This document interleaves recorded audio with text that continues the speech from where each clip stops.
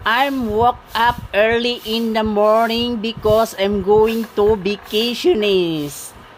Tama yung narinig nyo. I'm going to vacationist. Because I'm bored. Dahil nga sa sobrang traffic, nag-grab na lang ako. Dahil ang grab, ayan ang ating daan. So, before I'm going to the next level, I'm going to the PP. Dahil sa sobrang traffic ng elevator, mga kaibigan, I'm decided to get another one of elevator.